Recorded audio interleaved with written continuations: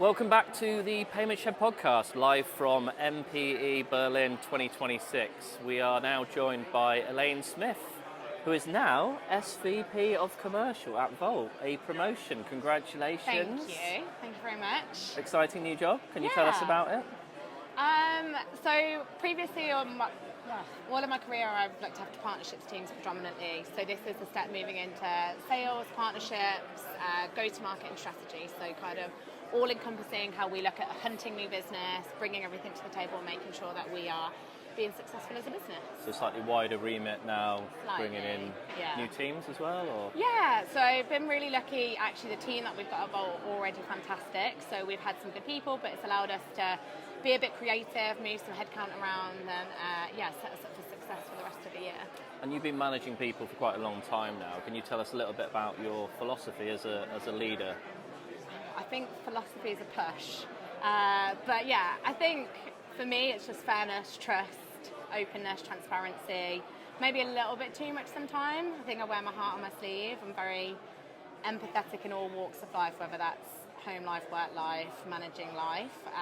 But yeah, I think as long as we're all aligned, everybody knows what we need to deliver, where we stand, and pull together and get there. So yeah. I think people want that from their leaders nowadays, though. I feel like that kind of evolution of more standoffish managers is, in my time in the industry, I've seen that kind of wane slightly, and I think that personable approach is, well, there's a reason why you're SVP, right? So there you go. Yeah, I think it depends where they are in their career. Some people need a little bit more hand-holding. Some people can just be left to get on with it, but know that I'm always there if they need it. So we wanted to talk a little bit about the commercial viability of real-time payments during our discussion as well. Can you give me your opinion on where you feel we're at with commercial viability in the market in 2026 for RTP?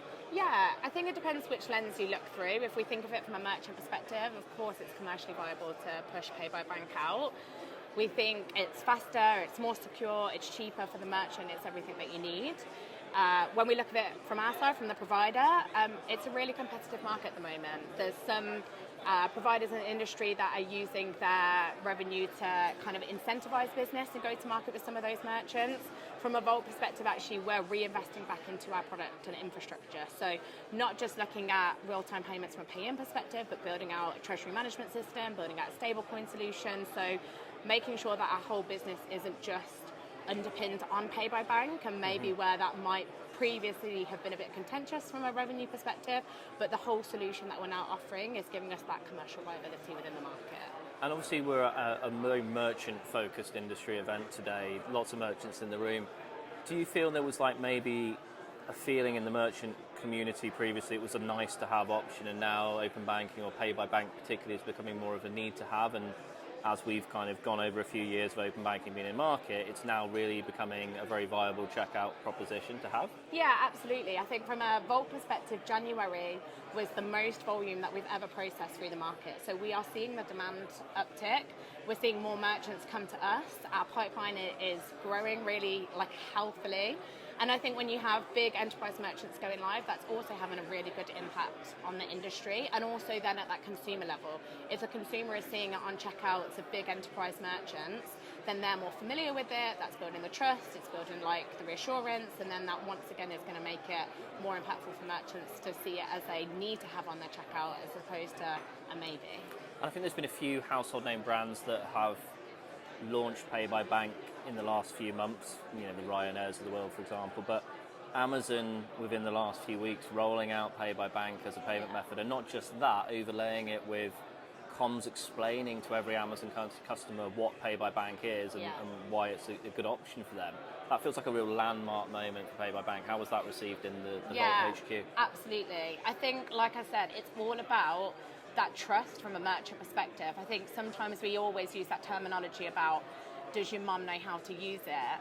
Well, actually, if my mum has seen it once, seen it twice, seen it on Amazon, and then actually had an email that explains what it is and how to use it, it's safe and secure, that's once again giving that full feedback loop that, she's going to try that. We see a lot of curiosity clicks when people first roll out a new payment method or first roll out open banking, and then that continues to grow, and then naturally the curve increases. So I'm assuming with this from Amazon, we will see that trend increase throughout the Vault platform as well. And you don't need to name any customers, but you talked about January being your biggest month ever. Was that driven by some more enterprise customers coming online, or is that just the organic growth that you're seeing in the market? Yeah, a little bit of both. So we work in the market with some really large PSPs where we've got enterprise merchants that had really, really great January for us. We work across many embedded platforms. We work in the automotive industry, which was really strong for us in January. We've had some really cool use cases go live in some other platforms. I can't drop the names, but yeah, it's a nice time to be at Vault. We're finally seeing not just that pay by bank piece, but the whole treasury management piece coming to fruition, which is increasing that flow of funds. And how do you think finance teams see pay by bank from a reconciliation point of view? They're used to card payments.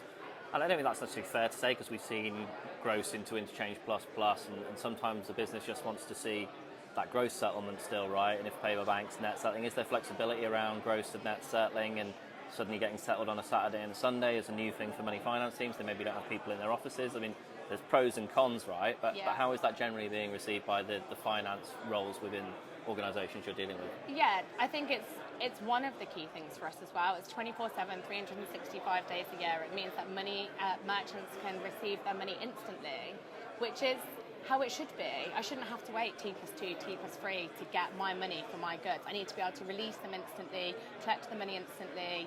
Our back office is allowing this tracking of funds. We give real-time updates for merchants to see where that money is within the money flow. We know instant maybe isn't instant in all countries across Europe, so we want to give that transparency of the money flow where there's still work to do. But yeah, merchants should have full visibility and reconciliation ability across their money, and we can enable that with Pay by Bank. And with PSPs, it feels like they're starting to take pay by bank more seriously as a payment method that they should have just as standard sat on the shelf. Here's cards, here's pay by bank, here's your local payment methods alongside that. Yeah. Has that again been like in the last 12 months, maybe 18 months, something that you've seen change the perspective from that PSP side with open banking? Absolutely. So we're about to go live with a new PSP in the start of Q2. And as standard, Pay by Bank is going to be offered to every merchant as standard when they sign up to the PSP. It's something that we're working with them on. They understand the value that that's driving. We actually did a roundtable today at MPE with one of our PSPs to discuss whether cards and open banking can work together in harmony and complement each other. It's not about working against each other, but how we can live and coexist. I think it's really important. It was a really interesting session. So. And are most of the PSPs you work with presenting data together, so they're pulling the pay by bank data and putting it alongside? Because that's one of the big fragmentation issues that we have in the industry. Like, you have direct debit here, you have a local payment method here, you maybe have pay by, and then that we go back to that finance team point. They've got 4 different systems they're having to log into. Like, we need to get to this point where everything drops into one location. So your PSP is coming on board now, immediately pulling that data and presenting it alongside other payment methods? It does depend. We've got a few setups with a few different PSPs. Some we will settle all the funds to them and share the data with them through webhooks, so they have that full visibility of where that money's coming from. But we also issue accounts at PSP level as well, so they can bring manual credit transfers, they can bring payments in from acquirers, payments in from their RTPs, everything into that account, and we can help manage that reconciliation as well. We can give accounts at sub-merchant level. We're starting to get quite intricate with that money movement, so we can support whatever the PSP wants that's best for them or for their sub-merchants. And we had your CEO, Stefan Vollert, on the show a few months ago, and a lot of that conversation surrounded around stablecoin and stablecoin infrastructure. And I'm interested to know, a few months since we had that conversation, where you guys sit in the world of stablecoins. I know you've had some exciting new announcements recently, but what does the next 12 months with open banking stablecoin infrastructure look like for you guys? Yeah, I feel I'm stealing his phrase. I think we spoke about it earlier. So the vision for Vault over the next 12, 24 months is going to be completely rail agnostic. So whether that's through fiat rails, whether that's through stablecoin rails, however the merchant wants to be able to offer that on the checkout, we can do that. There was 840 million crypto wallets around the world in 2025, and I think there was a third of all payments were via stablecoin in 2024. So even though it's not how I would predominantly choose to pay, I'm not crypto native, people out there are, and we need to be able to give them that selection at checkout. We need to make sure that as a consumer, I can see multiple options how I want to check out and make sure that's as easy as possible. So that is ideally where we want to move to. We'll have multiple checkout options and then move into that treasury management piece on the back end as well. I think we're only like scratching the surface with stablecoins still at the moment, and the next couple of years are going to just a bit like with open banking, we're just going to see the next evolution of Yeah. that kicking in. So we're at MPE here in Berlin, beautiful day, amazing conversations happening in the room. Why is this such an important event for Volt on your annual payments calendar? It's actually my favourite event. It's overtaken another one, which I don't know if I'm allowed to say the name of. That's But not, yeah, this is my favourite event. I think it's smaller, it's more intimate. Every conversation I've had today is worthwhile. There's decision makers in the room. It's the right level of decision makers. It is a premium event, but it delivers on that. The keynotes have been absolutely outstanding today. And there's like a main stage, so it's not like other events you're like, oh, I don't know where to go, I don't know, I need to be here, I need to be here. Because it's over a few days and it's a little bit smaller, I think it really gives us the ability to get as much out of it in the time that we're here. A lot of people have said sort of similar stuff today, and I do think you're right, like having that main stage focal point, people seem to just prefer it now. It was rammed today. Yeah. Like it was, sometimes you kind of dip your head in and there's like empty seats. It was so busy, it was really good. It was a very good session. So the final part of our show, as a regular listener, I'm sure you're aware your time is now for the Shelf of Shame. Yeah. What are you going to nominate? I put so much thought into this. I was like, do I go like open banking RTP side? Do I go like more personal? But yeah, I've decided to go BNPLs. So it's a bit more personal for me. Not me personally, but like use cases, things that you hear where people are running up debt. I listened to a podcast recently that said it's buy now, panic later.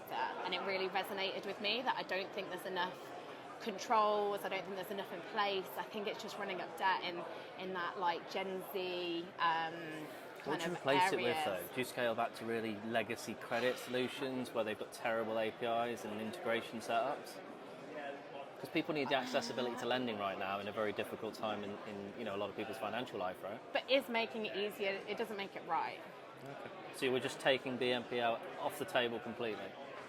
I think I am, yeah. I think I am. It's an interesting one. Yeah. I've Might never, have to go I've to never the used panel one for, though, so maybe. Well, do you know what? It's really interesting because a lot of people have never used it. But I'm credit But is cards, there so like a it's an age generational thing? Yeah, I think so. But I think you're absolutely right, and you mentioned a situation with your niece, right? So you're seeing people being affected real time with this sort of stuff, and I completely agree. A lot needs to be done around. I think they're trying to regulate it better, but we're still a way off where it needs to be. So a little bit. Goes to the jury for approval. But I personally, I would say controls around BNPL can definitely go on the shelf. So Whether on I'm the putting shelf. Okay. whether I'm putting it on the shelf That's completely. Fair. I'll compromise. Okay, brilliant. Well, enjoy the rest of the event. Thank you. And yeah, thanks for coming on the show. Thanks.